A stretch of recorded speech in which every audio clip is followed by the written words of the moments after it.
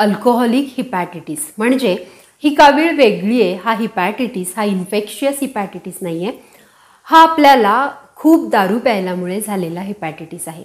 आता हीच ती अशी स्टेज आहे ज्या वेळेला तुमची बॉडी तुम्हाला सिम्पटम द्यायला लागते, जसं की पिवळी त्वचा, पिवळे डोळे, सूज येणं वगैरे। आणि या स्टेजला तुमचं लिव्हर खराब होण्याकडे सुरू झालेलं आहे, खराब झालेलं आहे हे तुम्हाला कळतं। आता हे कधी होतं, ज्या वेळेला तुम्ही खूप दारू पिता आणि कमी काळात खूप दारू पिता, त्यावेळेला अल्कोहोलिक हिपॅटायटिस होण्याची शक्यता आहे। हे सांगायला अतिशय वाईट वाटतंय की अल्कोहोलिक हिपॅटायटिसमुळे सुद्धा मृत्यू होतो आणि खूप सारी लोक हे अल्कोहोलिक हिपॅटायटिसमुळे लिव्हरच्या या कंडिशनमुळे मरण पावतात।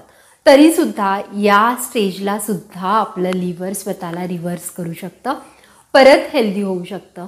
पण या वेळेला तुम्हाला तुमची दारू ही परमनंटली सोडावी लागेल, नाहीतर तुम्हाला पुढे जाऊन लिव्हर कॅन्सर देखील होऊ शकतो। आणि अशा वेळेला मग लिव्हर पुन्हा रिव्हर्स करणं अवघड होऊ शकतं। त्यामुळे ही स्टेज जी आहे ही वॉर्निंग साईन आहे, ही तुमच्यासाठी एक वॉर्निंग देणारी घंटाच आहे की तुम्हाला आता सतर्क व्हायची वेळ आलेली आहे।